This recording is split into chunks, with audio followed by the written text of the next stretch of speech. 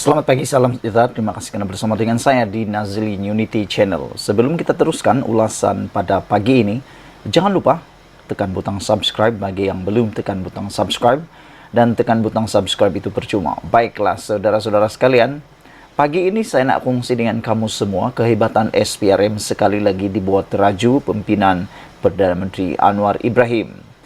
Kalau selama ini kita tak pernah dengar cerita-cerita tentang tangkapan-tangkapan yang luar biasa, yang menghairankan, yang ajaib, kali ini saya akan kongsikan dengan Anda semua satu tangkapan yang dibuat oleh SPRM yang pada hemat dan pandangan saya amat luar biasa dan pelik bin ajaib. Manakan tidak, seorang sarjen ini telah pun ditahan reman, ditangkap kerana cuba mau mendapatkan rasuah dengan meminta gelang emas. Tak pernah saya dengar, tak pernah saya buat laporan tentang rasuah seperti ini. Seringkali rasuah yang ditangkap itu melibatkan uang ringgit atau tunai. Tetapi kali ini memang pelik bin ajaib kerana sarjen yang ditangkap ini telah didakwa meminta gelang emas daripada seorang lelaki. Dan yang menariknya, kenapa gelang emas? Sebelum kita teruskan, jangan lupa tinggalkan komen Anda. Adakah Anda juga sependapat dengan saya bahawa perbuatan ini memang pelik bin ajaib? Orang sibuk minta duit kalau rasuah, dia pula sibuk nak minta dalam bentuk gelang emas pula.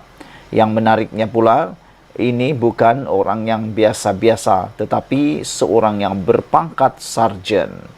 Saudara-saudara sekalian, seorang sarjen telah ditahan reman selama 6 hari kerana telah didakwa meminta rasuah dalam bentuk gelang emas.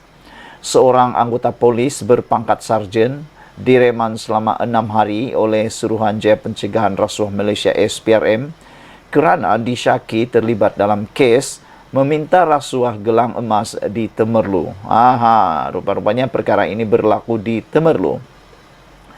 Suspek yang berkhidmat di Ibu Pejabat Polis Daerah IPD Temerloh itu ditahan semalam selepas hadir memberi keterangan di Pejabat SPRM Cawangan Temerloh pada pukul 6.45 petang.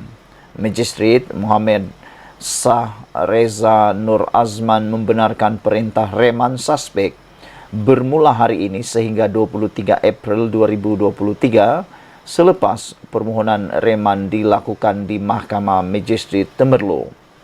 Polis yang berusia 44 tahun terbabit disyaki meminta rasuah berbentuk gelang emas daripada pengadu supaya anak saudaranya menarik balik laporan polis berkaitan kes pukul terhadap pengadu. Wah, ini ceritanya rupa-rupanya memang menarik.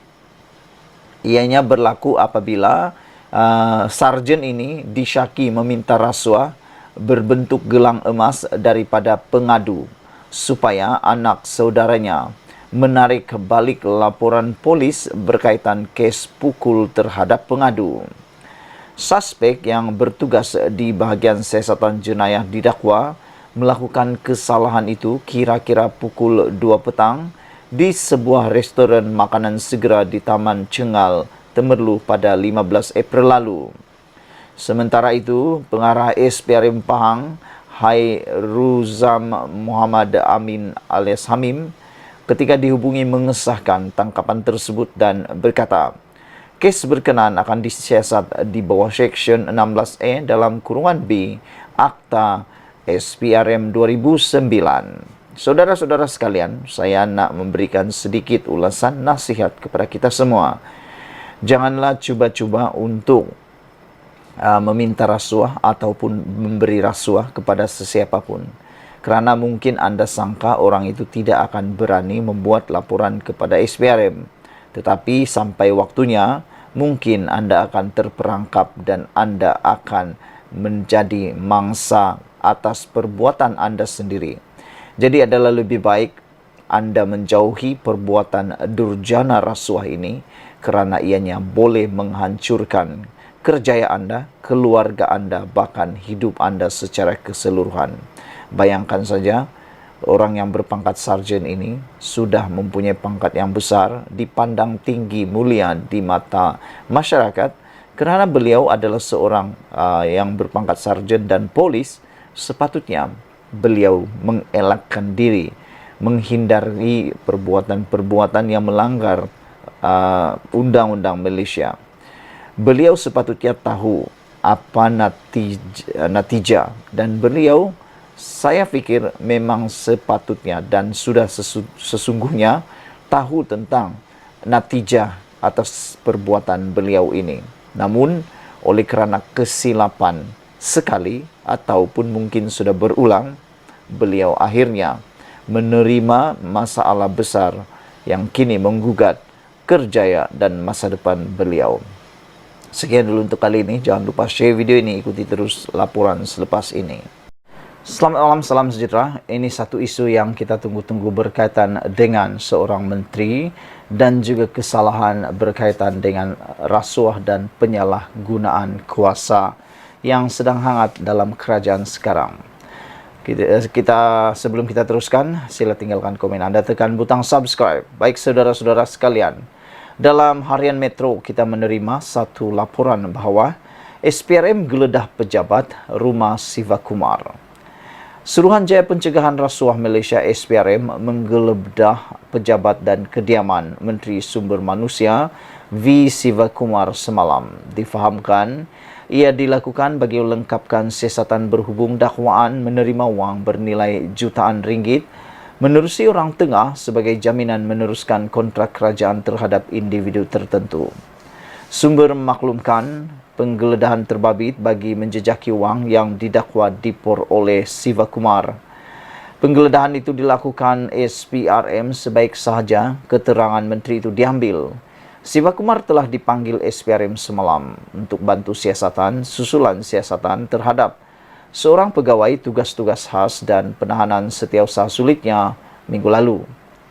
Kehadiran Siva Kumar di Ibu Pejabat SPRM Putrajaya bagi menjelaskan dakwaan bahawa beliau telah menerima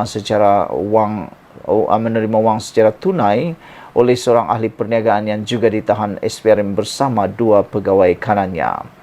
Ahli perniagaan berkenan dipercaya membuat public relation mewakili Siva Kumar untuk meminta wang kepada individu tertentu yang menjalankan projek kerajaan di kementerian itu sebagai jaminan agar mereka dapat meneruskan projek dilaksanakan selain menjanjikan